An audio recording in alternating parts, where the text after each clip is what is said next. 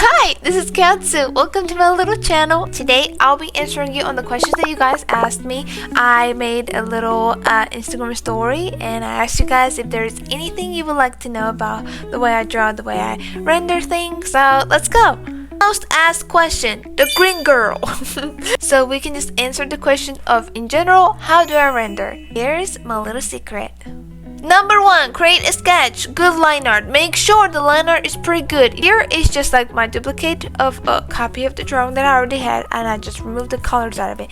Now, I did do the hand line art though. Real quick for you, it's right here. What I'm going to do is I'm going to demonstrate to you exactly how I color, but before we do that, we gotta choose the colors, obviously. We go back to our original drawing.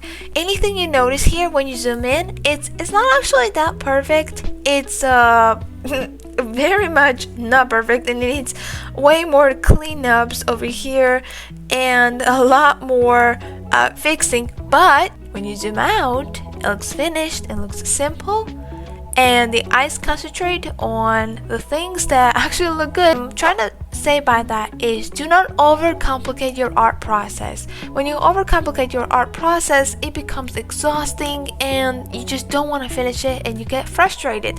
So keep it as simple as possible, but also as beautiful as possible. A really cool thing I can actually teach you. You choose your base color. Base color is the skin color. You choose a second color. Second color is just a little bit of a darker tone of the base color, which is right over here somewhere. That's all you need. That's all you need. This is your 2 base colors. Now, over here is a little bit of a gloss looking thing, you know, a little glossy, a little shiny. That is actually a very slightly brighter color than the base skin color.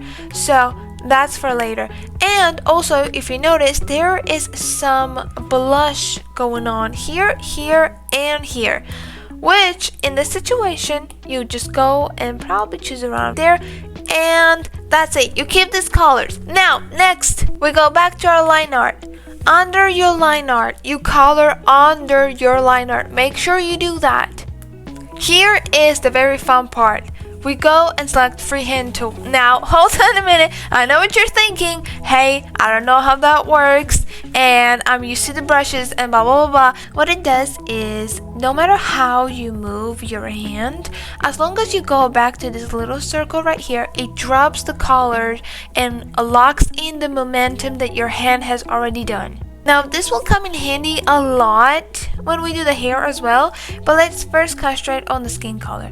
Like I said, you first do your basic coloring. You drop the colors. Drop the colors means you just drop the base colors. That's all that matters. Straight on the coloring.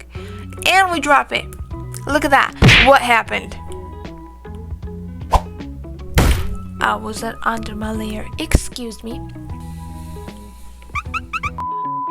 Now, look at this beauty right here. The hand is looking good. It actually almost looks like a leg. But anyway, we don't talk about it. Next, what you do, like we said, you select a darker shade tone. This is where I actually use the brush. Quickly line over the same thing. But before you do that, you see, I forgot to do this. You create a new layer and you select a clipping mask. What clipping mask does is, no matter what you do, it locks the layer that's under it, and you'll be only drawing on top of that one, not going over at all.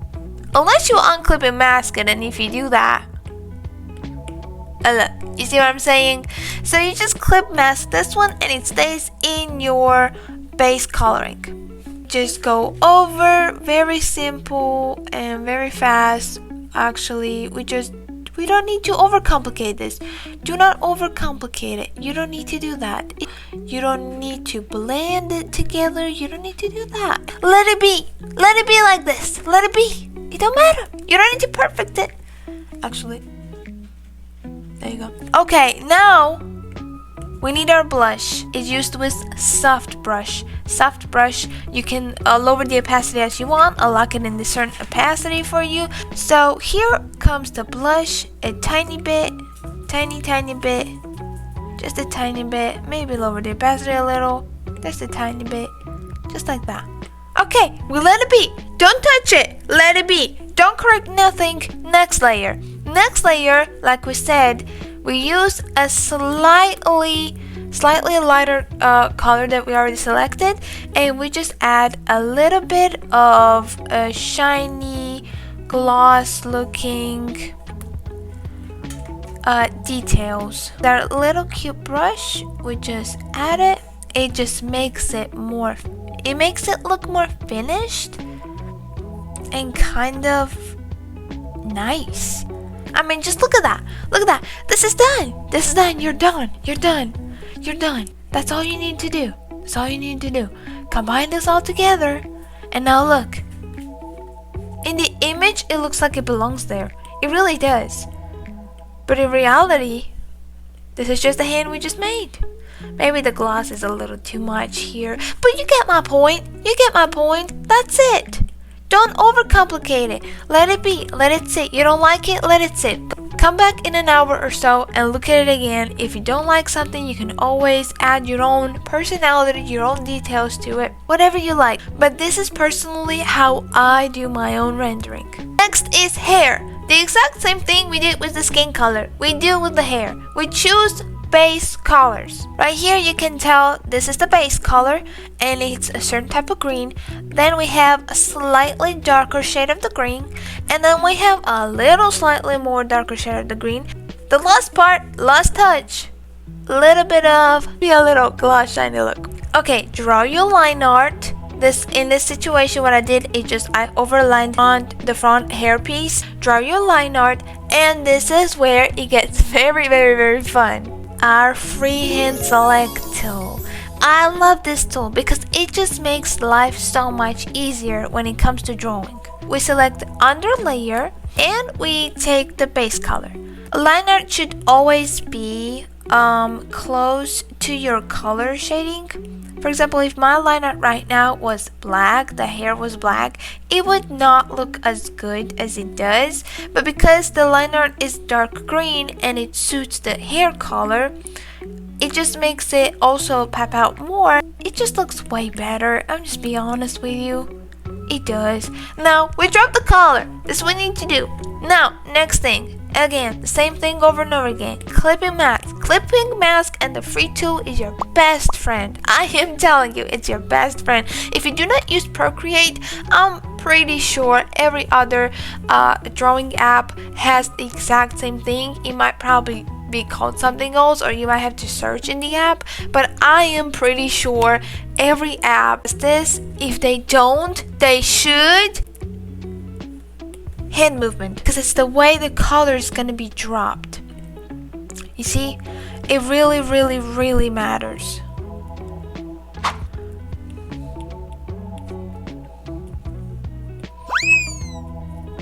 You can add some detailing over here, just a little strokes like that, little like strokes of the hair like that. If you want, maybe a little more darker tone right here, just a little bit. Let's add it like that. Okay, that's it. Don't touch it. Let it be. Do not touch it. Let it be. Now, what you do next is you select your beautiful gloss. Copy what I do. Copy what I do. Move your hand. Move your hand. Your hand movement matters. Your hand movement matters. If you don't like it, undo it, just like I do here. You don't like it, undo it. Do it again and again and again. And eventually you're going to improve so much that you're gonna surprise yourself. You really are. But in this art style, like I was saying, it's very important that you have simple rendering. Simple, very simple. Simple and good. Maybe just a little bit of a maybe. You can go ahead and, I mean, if you don't like it or you want to add more, like somewhat pop the color more out of the hair, is you just add a little bit more this darker tone that we have here. Oopsies, my bed's done. Now what you can do is just add a little bit of the hair strokes like that, just to make it look more puffy. Just select every single color. Honestly, use every single color that you've done, that you've drawn with. Now look at this.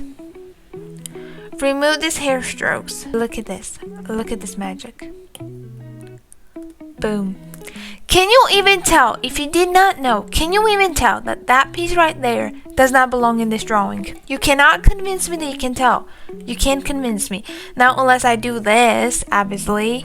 Unless I do that, and then you can see the little bit of like a difference. Also, let's add our hand. Look at that. It matches. Look, this is the way you do the rest of the drawing, the whole drawing. In the speed paint right here, I can show you. The sketch obviously starts very messy. Messy adjustments, heads too big, too small. And make sure you do the good line art. It might take you a minute, but make sure you do that. And here, that's our base. That's the shadowing. And that's the shadowing of the hair. And then there's the rest of the details. And that's it.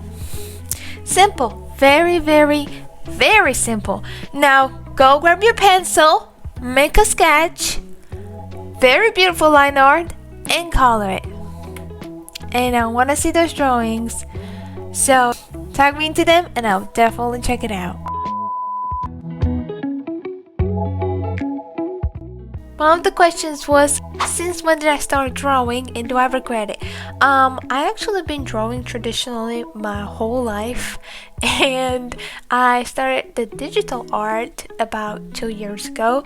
The only thing I actually regret about it is the fact that I didn't start this thing sooner, because this is so fun. I love digital art. This is the most fascinating thing I find. It's actually so fun for me, so I regret not starting this sooner. Next question was, how do you find motivation? Well, motivation is different for everybody. Personally, for me, every single art piece I do, after finishing it, I always get another spark of an idea. So my brain never really stops thinking. So be honest with you, it's something that has always stuck with me. I love creating. I love thinking of something and then creating it on canvas. Blank canvas that starts out just like white. It's pure white, and then out of that you make something. So basically, out of nothing you make something. That just excites me. Every single time I myself make a sketch, I get a rush of excitement to finish that piece. So probably what motivates me personally is just the love for constant improvement, love for art. So that is a little hard for me to answer since it's kind of my passion. What's my favorite animal to draw? Probably my actual doggies. So I would say dogs. I'm actually currently learning how to draw dogs in the simplest art style, and you guys will be seeing them pretty soon. I'm going to start including them in my videos. So I would say I love drawing doggies, especially my little puppies. They're cute, they're adorable.